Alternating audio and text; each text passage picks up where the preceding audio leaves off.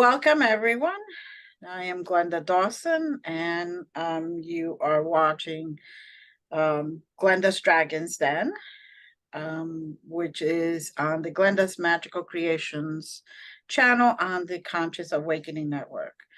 We are being seen almost anywhere. You could just type in Conscious Awakening Network, and you can find us. You can find us on Roku TV, on Apple TV, Amazon Fire TV, and many other streaming platforms, YouTube, Facebook. Mine is also streaming on Twitch on 2 different channels. So you're more than welcome to go look and join us, follow us, subscribe to us. Whether it be our great guest today or myself, we both are hosts at the Conscious Awakening Network. We also both belong to the Galactic Alliance. And we're here to just basically spread the news and joy and love and send you guys everything we can to make you aware of things and open everyone's eyes so we can all be awake, raise the vibrations of ourselves, and then in turn be able to raise everyone else's, including Gaia's vibration. So tonight we have a great guest, Kiara Windrider, and he's going to tell us all about himself. Oh, wonderful. So good to see you, Glenda, and to be a part of this Conscious Awakening Network together. Obviously, it's not just the network that's on the internet, it's all of us really who are waking up, supporting each other, and doing what we are here to do on behalf of Mother Gaia. So we've all been called from across the galaxies for this time, which is a very, very special moment in galactic history. So we can talk about what this time means and where we're going, how we can prepare, what to look for. I'll just say, in a quick introduction, that this is something that has been on the forefront of my mind, my heart, my passion for pretty much all my life. I've always felt like we're here to be midwives for a new consciousness. We're here to participate in the creation of a new root race, a new race of humanity that has capacities, capabilities, gifts that we've lost, that we've forgotten, that we're waking up to, that we're remembering. And this is why we're all here. And so my own channel on Conscious Awakening Network is Age of Gaia, and this is the inquiry. So the interviews, stories, the questions we've been asking each other and ourselves is, what is our own role? How can we find our purpose? And once we find that, how can we support each other and receive support from each other in fulfilling that? So I also want to just announce that there's been several books that I've published recently. There's actually 4 that came out earlier this year, and a 5th one that I'm writing at the moment. The last 3 are a trilogy based on the life of Isa, Jesus, who is a historical figure whose story goes much deeper than what we currently know or imagine. He spent a long time traveling through India, learning from the yogis, practicing those teachings, taking them back to Palestine in an environment where it wasn't acceptable. So he was a heretic. He was made into, someone who was a blasphemer, someone who was worthy of death. And so that's the drama that took place. As it turned out, he escaped. He managed to go back to Kashmir. And there's several people in the story that are, whose stories continue from that time on. And so this trilogy that I just finished, or I'm in the middle of the third one now, is a continuation of that story. Wonderful. Through the eyes of Isa, his wife, children, other participants. And it's more of an archetypal story, really. It's how we can find ourselves, see our own face within this story, and what it means for us now to walk this path to awaken. So now one thing I feel really passionate about is that we don't have much time left. We are at the very edge of a transition. Mhm. And, we are already seeing the first signs of this. We're seeing a collapse of the old order. We're seeing the first signs of a new order, still invisible, but slowly making its way into human consciousness, into all the structures and systems of this earth.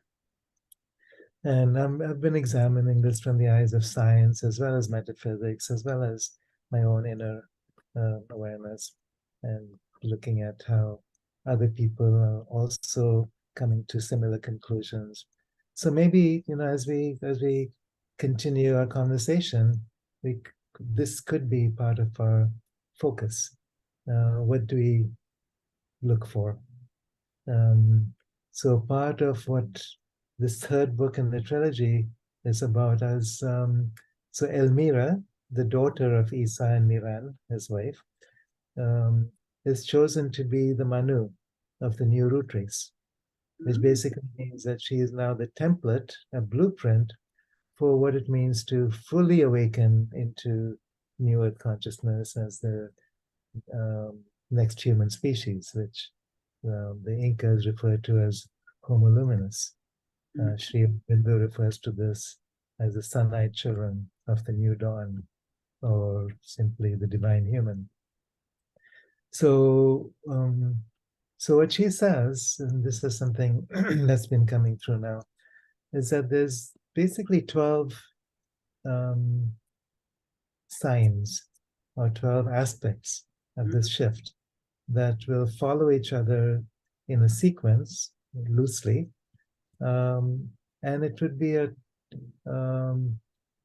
time of maybe 20 years or so, starting already next year, 2024, and going up into 2046. Now, these actual numbers, I don't want to focus just on dates, but I'm looking at what some scientists and mystics and others have been putting forward, all the way from sages from ancient India who speak about the Kali Yuga turning into the Dwapara Yuga and on towards an age of light. All of this is based on cycles. It's based on the turning of our sun against its twin sun, which is Sirius, as they move together through the galaxy. And this can be mapped. So we can look at what's going on today from the perspective of astrophysics and how this ties into physical dates or linear dates. So that's one of the steps. The next step coming up after this would be a galactic superwave. So again, this is something that is measurable. There's scientists who talk about 12,000-year cycles where there's a beam of intense light, cosmic rays and gamma rays, informational rays that spew out from the center of a galaxy across the Milky Way. And as they move into our solar system, initiates a new cycle. As that penetrates the electromagnetic shield, it brings in cosmic dust, cometary debris, gravitationally attracted by the sun, by the outer planets. This initiates a cycle within the sun, which in turn releases cosmic rays towards the earth, which then turn creates something known as a magnetic reversal. We're already beginning to experience this. Magnetic reversal, in the one of the stages of this, the final stage, is what the ancients knew as the 3 days of darkness. And this is the key to the shift. It's a very short time, could literally be 3 days. But what happens here in the final stage of the collapse of the magnetic field and the reversal. So the polarity of the north and south magnetic poles reverses. And what happens in the process is that we separate from the different koshas or bodies. So there's 5 koshas in Vedic literature: physical, etheric, emotional, mental, and causal. So these 5 bodies are linked together through magnetic fields. And as these fields collapse, then what happens? It's like all these bodies disintegrate, they disengage from each other. Not really disintegrate, they disengage. And at that point, we are kind of in this no man's land. Anything can happen. We're open. We're connected with the soul as the soul, but haven't really come back into personality structures. At the point of the reversal, what happens is the soul re-enters. And at that point, anything is possible. It's a completely new structure. Collectively, we get to decide where we want to go, how we want to create. We join with the consciousness of the earth, with all the species on this planet, as a living, organic, evolutionary system. And so how all these follow each other is going to be an interesting journey. Sri Aurobindo and the Mother, many other mystics speak about specific points along the way. The supramental descent, which could be like this unified consciousness entering in from beyond time and space into the physical body of matter. Our physical body is the body of the earth, all species of life. And then there's a transformation of the DNA. Then new species emerge. Suddenly, species are becoming extinct today, but new species arise to replace that, and all in a few years, within a generation. So we're looking forward to something really unique. These are typically 12,000-year cycles, and we're right at the cusp of the next one. And this particular cycle will be perhaps unique, unlike other cycles in the past, where Sri Aurobindo and the Mother speak about actually entering into what they call the 7th universe, which is a new experiment, where rather than going back and forth through ages of darkness and light, we are entering into a continually spiraling cycle of increasing light. So this is the overview. And so I just wanted to present that to you and the audience as a template for what we are going into now. And maybe, I'd love to hear your feedback and your own take on this journey, what you've been given in your inner visions, in your meditations. Well, I did study Taoism, and they do believe that, when you look at the yin and the yang, we're at that cusp. And the numbers are almost the same as what you have come up with. And it is believed that we are in the middle right now, or about to enter the darkness for a little bit. And then the new Buddha is going to arise on the other side, which will be then the new light. Yeah. Right now, we're coming to the end of the masters trying to set out, to teach everyone all the gifts and everything that they need to survive the ending. But it isn't an ending, it's basically an ending that cycles, and it's a new beginning. Right. So pretty much it's about the same thing. And it's very hard to explain to people that it isn't that we're just ending. It's that we're ending, but we're beginning something new, a new beginning, something that is lighter, something that is brighter, something that is not as painful as it is these times right now. Something where we are more in tune with who we really are, who we're really meant to be.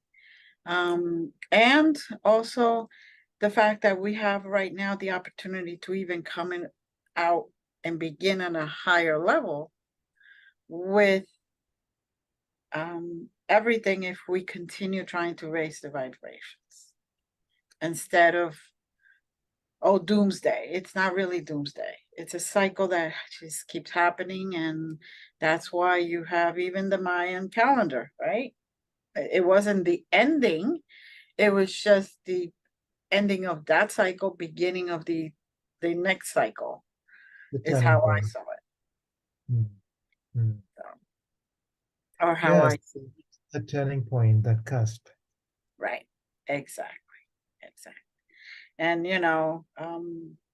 even when they talk about civilizations just disappearing all of a sudden, well, maybe that's kind of like what happened. It's like they they were so positive and so enlightened that they raised to the next level of dimension instead of just remaining in this dimension or anything.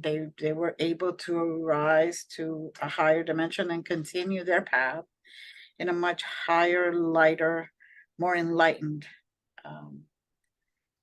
way, instead of just fear and guilt and keep holding us down. So Yeah, I feel like we have to somehow go through this density of fear and guilt and shame and greed and oppression and mhm. everything that we've, just created with us, with our uh, the power that we've been given. We have Right. to go through this. We have to bring it to the surface. We have to embrace it, see it for what it is, and then transmute it. And that's Mhm, not easy, mhm. but that's what's going on. And I think for many, many people, this is the journey. Um, in some ways, exquisitely beautiful. In some ways, downright um, you know, really dismal. Um, and then going back and forth. It's like we go through the dark night and then come out Right. into the light. Another dark night follows, and then another Mhm. phase of awakening. So these things are simply to be expected. And I think it's important for people to know that, especially those of us um, who've chosen ourselves to come in at this time, because we need to go through this quickly in Mhm. order to support the collective. Exactly. I'm with you on that. We may call it differently. We may use different wording, but it's basically the same process, and it's all for the greater good and the greater good of humanity in general. So we can finally really be who we are truly meant to be. Exactly. Yeah. You know, get rid of everything that we don't need, kind of like cut those ropes so we could just fly high. Yeah. So where could people find those books, by the way? Amazon. Okay. Um, so most Amazon outlets, India, US, UK, and they're also on some other outlets which I don't exactly know. Um, but and if you can't find them, just let me know. I'll figure out Right. And somewhere. where could people find you, per se? So I have a YouTube channel, Kiara Windrider, all one Mhm. word. And my website is kiarawindrider.net. My Facebook page is Kiara Windrider, two words. Um, and then Conscious Awakening Network. If you go to consciousawakeningnetwork.com, or is it .net? Org. Org. .org. Okay. So you go to that one Mm-hmm. and look for Age of Gaia with Kiara Windrider. So Glenda and I are both hosts on the Conscious Awakening Network, along with this amazing community of people. So Yes. Beautiful community. encourage people to join, to participate. There's many different channels, Mm-hmm. information, a lot of insights and help that people need along the way. Mm-hmm. Support and guidance. So there's many apps that can be downloaded to your phone or to your computer, and then Mm-hmm. it's you can access all of this for free. So Exactly. Exactly. mm, And it's all to help the community, bring everyone who feels, especially those that feel by themselves, like they're by themselves or alone in this world with all this information. They may be getting what we're getting and feel like, oh, I can't talk about this. The yeah, community is there. The um, joining of all souls is there. We're just basically one big family. And there's information, so much information about almost anything you could look up for. Um, and also, you could even join Facebook, right? Now we have our own little social media there that you could join and join groups and speak to others, connect with others of like-minded. So and each person is so unique. Each person yes. has their own awakening journey, their own experiences, their own trials to go through. And so it's important to understand that there's many different ways that we awaken, and we can all support each other. And there's many different gifts that we are given. Some of Mhm. them don't look like gifts in the beginning; they look like Mhm. a curse. But that's how we grow. That's how we claim the gift that we have, that we came in with. And then coming together in a network of support, we offer those gifts to Mother Earth Mhm. and enter into this global consciousness. It's sort of a reflection of the internet. I call it the internet. It's a synchronized morphogenetic field Mhm. where each of us can discover who we are and support each other in this massive journey. Um, but we can all learn to tune in. So it's like, different websites on the internet. This is like the all embracing internet. We Yes. learn how to dive in and um, open to anything we need to understand. Exactly. You know, Exactly. see. Now, I heard you talk about the trilogy, and then I also heard you say there were five books. What are the other two about? Okay, so there's many other books before that as well, but I think the ones that are most important for this time, I Mm-hmm. would say starting with Gaia Luminous. Mm-hmm. Gaia Luminous represents the journey of awakening on a planetary scale. So the long cycles of time, the different aspects of what this means, how climate change falls into these cycles, how the galactic superwave and solar event, magnetic reversals, all of this connects together, how Mm-hmm. this affects the psyche, how this affects our spirituality, our spiritual awakening journey. Um, some of it is personal experiences, some of it is meditation practices, but it's basically a primer for Gaia's own awakening. Then the next one, Homo Luminous, Mm-hmm. is a workbook that represents our individual awakening.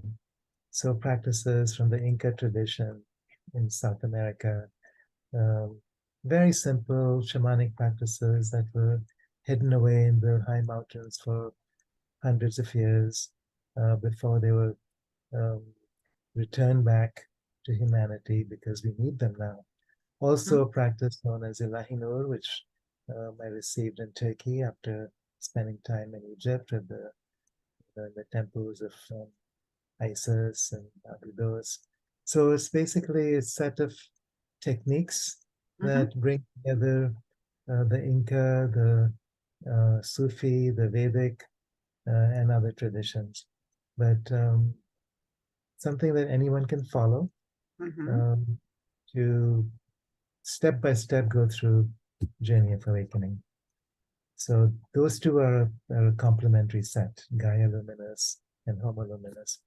And then the trilogy, Isa, son of the sun, Miran, daughter of the moon, and Elmira, child of the stars. So this is the family. Isa, Jesus, Miran was his Kashmiri wife, different from Mary Magdalene, who he also met in India, who he also had a child with. And that's another story. She went on to France and then later died in Turkey. There's still a monument to her known as Merimana Ave near Ephesus, near Turkey, in Turkey. So that's all part of the tradition. Then there's other disciples who traveled on and went to different places, different intentions the way. The school they founded, the ashram in the Himalayas. And then the journey as they both eventually ended up taking the rainbow body, the light body, as the diamond body, as some know it, the resurrected body. But this is a whole teaching and technology that existed many, many thousands of years ago and is now being returned as we go into this next stage. So we can all learn. It takes time, it takes practice, it takes effort, but it's what we're here for, as we enter into the next cycle of humanity.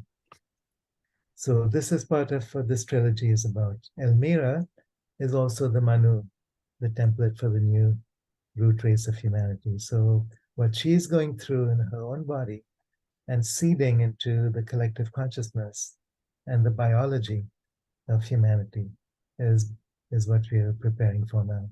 So it's the 6th and the 7th root race. So Homo luminous and Homo universalis.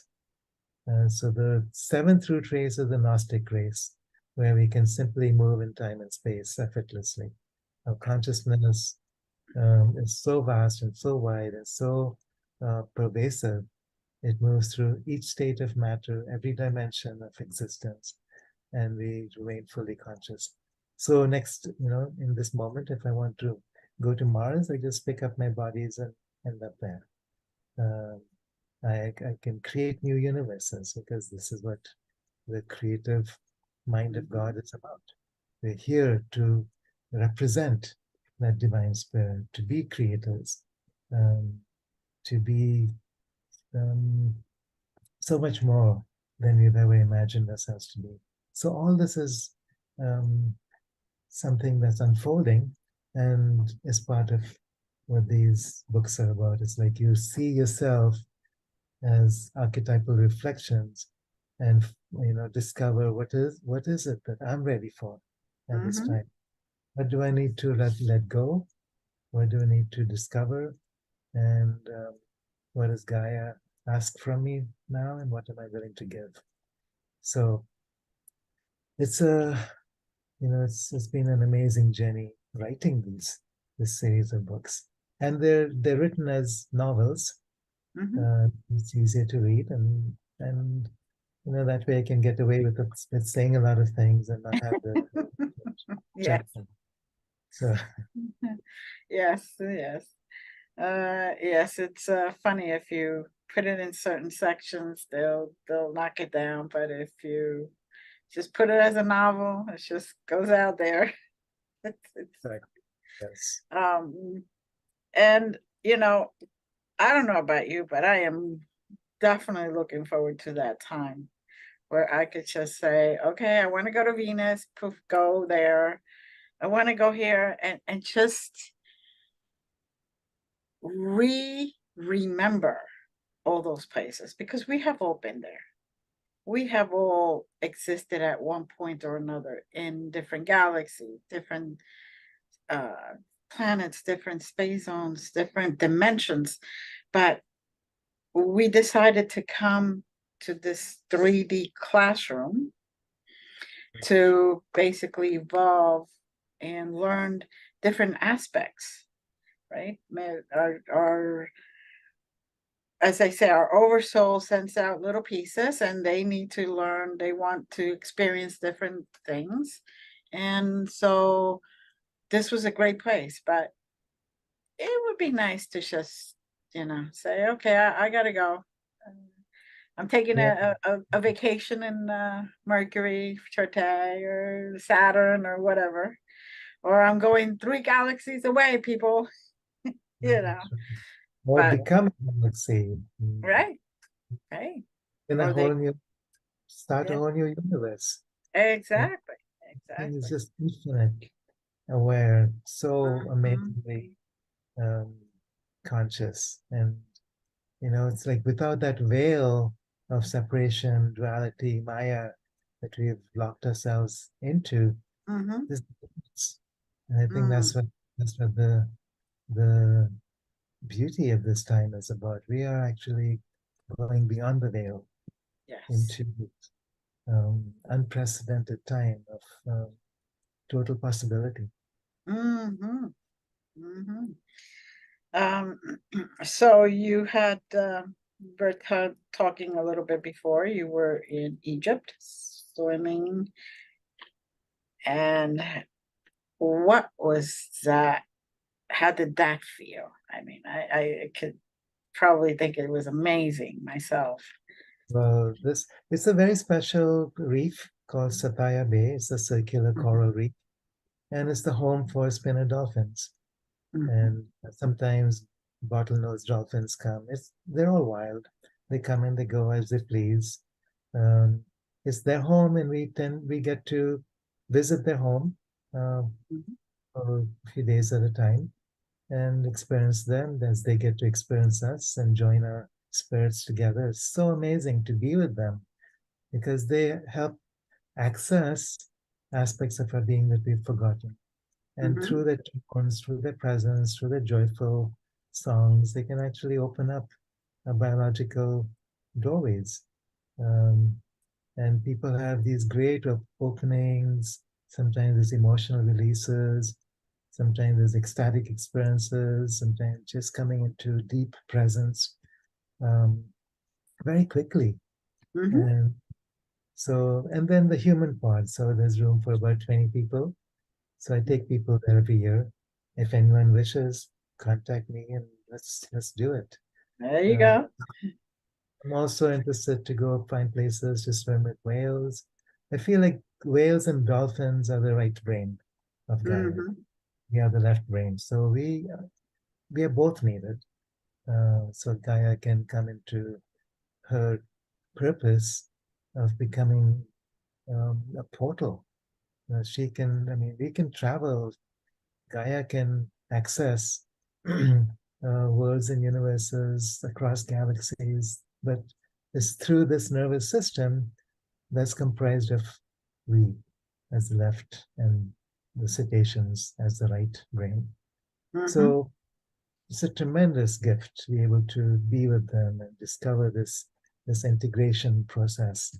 And I'm sure it's just as joyful for them, for the dolphins, as it is for us as humans. Mhm. Consciously be there with them, to consciously participate in this prayer for the earth. Mhm. As the whole bay is charged with a certain kind of energy, it's a portal.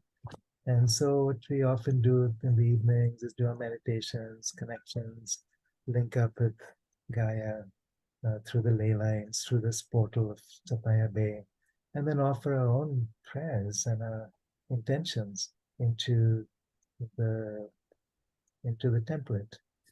Um, so it's a Okay. beautiful. So just back from 3 weeks. Um, so just amazing. Yes, I have been reading a lot about dolphins for a few years, and what amazed me the most is the stories of women who actually have a child with the dolphins surrounding them, and the whole feeling of they were in pain, and all of a sudden the dolphins sense that they send their energy, and here she has that child with no pain, just total natural without anything, and the bond that is created there. And So not that's super amazing. and it's not just the absence of physical pain, but it's Mm-hmm. like being open Mm-hmm. possibility that they can come in with the soul intact. Right. So there's less of the emotional stickiness Right. that they come from, you know, Exactly. And lifetime, the astral planes. mhm. And from what I understand, those children that are born uh, in those situations have a much easier way of connecting with nature, with Gaia, with humanity, with the divine. Um, Instead of, they don't have that separation. They don't feel that. They Right. don't allow it to happen because they came in such a special way, that they just are so much more open. And I've, you know, so it's been a very interesting read. So I can imagine that that type of a trip is to experience it itself. It's something that once in a lifetime type of thing. Yeah, yeah. So tell us more about yourself. You're telling us about your books, but what about you? Well, How did you get here? by, by training and by profession, I'm a psychotherapist. Hmm. My master's degree is in transpersonal psychology, so it's the integration of mind, body, and spirit. Um, um, I love traveling.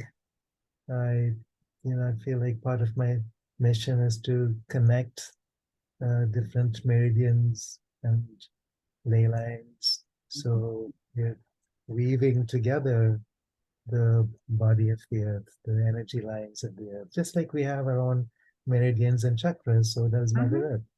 And so as we travel and uh, consciously work with these portals, it supports Mother Earth in her journey. So that's something I've been doing and often taking groups to sacred places and Hmm. rituals and ceremonies and um, working with non physical beings as well. So Hmm. beings within the earth, um, elemental spirits, nature spirits. There's so many beings that we can't see and therefore think don't exist, but Hmm. they are all around us. And this is such a multi-dimensional planet, multi-dimensional universe. So we can begin to train ourselves to do so. And that's something I've been, gradually training myself. I'm still, I don't consider myself really a seer, but I can sense. I can Hmm. sense, feel, I can intuit energies and receive information that way. So what I also do is to teach people how to come into that multidimensionality through healing practices, through different practices to start integrating the physical, etheric, emotional, mental, and causal body, the soul body. Hmm. So it's like through magnetic fields, through electrical and magnetic streams of light, we can actually open up to these fields very quickly. These are shamanic practices from the Inka tradition, also the Vedic tradition. So part of what I've been doing with my life is just traveling to these places, learning these different systems, learning to integrate some of them in ways that can be easy to teach or easy to learn. I'm basically lazy. I don't like to spend long hours doing something that could be done in a few minutes. And so it's like, I just love to share um, what's available. So that's me. It's like I don't really feel so much. Um, it's like my personal life doesn't really matter. But Right. there's like everyone else. We've been doing so many different things, um, and now we get to do more than the personality stuff.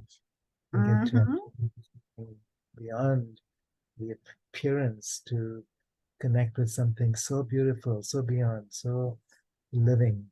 And that's my passion. So, and I love connecting with people in this awakening journey. Hmm. Um, that's why. would like Age of Gaia to be.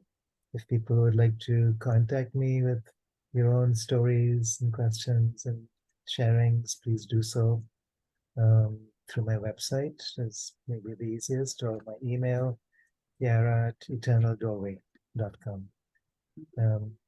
So Yeah, what else? it sounds like you were once you finally were able to start taking these steps, there's no stopping.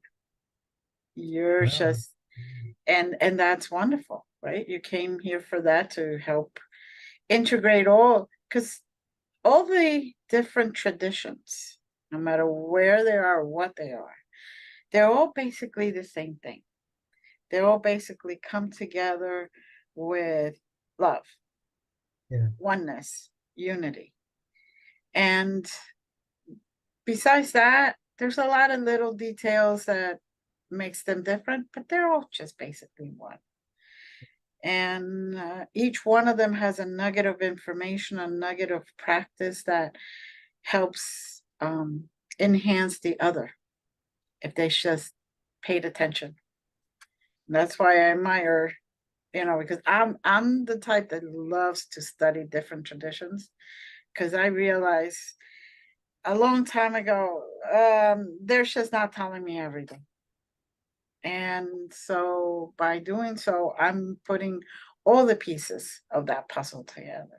And it sounds like you're doing the exact same thing. All the pieces, and then eventually get to a point where it's just empty. Right. And your structure of reality has changed, so you're not holding on to something known. Mm-hmm. Emptying yourself out so that this great universal mystery can come through, and then you don't need to learn or understand or integrate or any of that. It just you become a river Mm-hmm. that can move. It becomes your experience and your reality instead of searching. Yeah, yeah, yeah. So, But searching is the first step, and then there comes a mm-hmm. point when you go off the search and just become. Mm-hmm. Just being. So, do you have any plans that are coming up, or um, any activities or any classes, any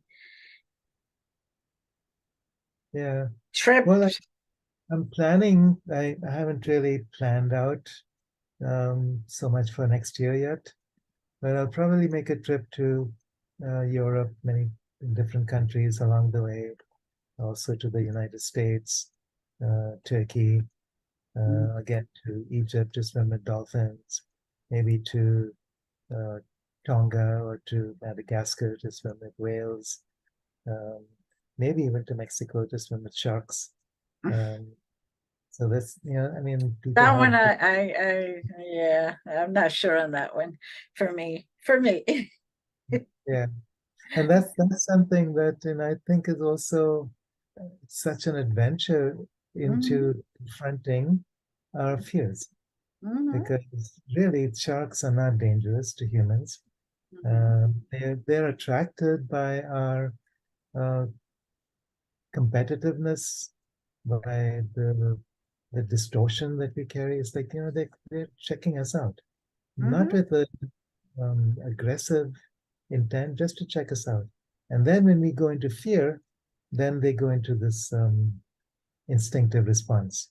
Hmm. Uh, so, so it's about um, facing our fears, facing our resistance, facing our darkness.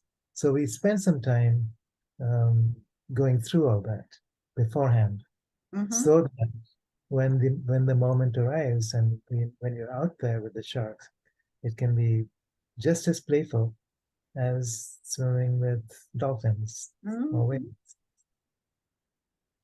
Very good. And I'm glad that you stated that you go through that little bit of time period to face the fears and let them settle and let them go.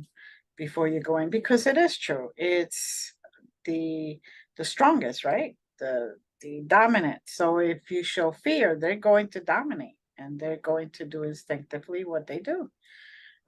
It's like any animal, anybody. You walk into a place with fear, you become the victim. You become, It's the like our own brain. right.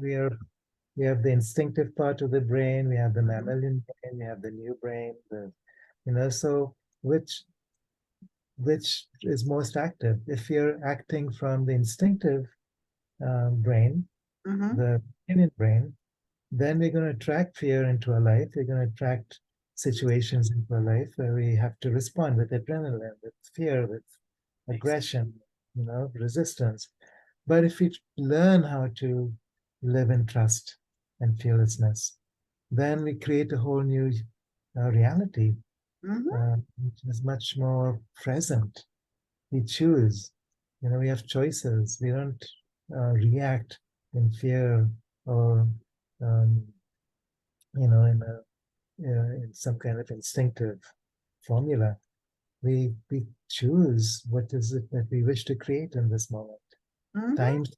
Time stretches. We step out from linear time into this multidimensional worldview where the soul can then um, take over. And that's when we begin to discover the beauty of this universe, the power of Mhm. this, the presence that we are. So there's no end to that. Uh, Mm. that's really the journey of humanity right now. No, it's as simple as the old saying, stop and smell the roses. Yeah, Stop for a minute and just look around at the beauty there is. yeah. Because there aren't too many planets that have all of this stuff. No, no, it's so unique. It's such a unique planet. They have different stuff and different beauty, but not exactly this. Yeah. So, is there anything else you would like to tell the audience? Well, I have weekly live show, Age of Mhm. Gaia, the Conscious Awakening Network, Mhm. at 7:30 p.m. Mountain Time every Sunday. Okay. So I would just encourage anyone who wishes to join to uh, use one of the apps or get on the internet, type Mhm. in consciousawakeningnetwork.org, Age of Gaia with Kiara Windrider. And Glenda, what's your time? My time is, let me see, 5 o'clock Mountain. I have one of the shows go live on Sunday. Also, So it's like right, kind of like right before yours. That's yeah. one of them. Then I am doing Glenda's Dragons Den every Wednesday night Hmm. at 7 p.m. Mountain. And then I stream a free, because I believe everyone needs healing. I do a mini Reiki clinic, Hmm. is what I call it. And people can receive Reiki. And that's on Mondays. Hold on, I have to do the mountain time. 4 o'clock mountains. I know.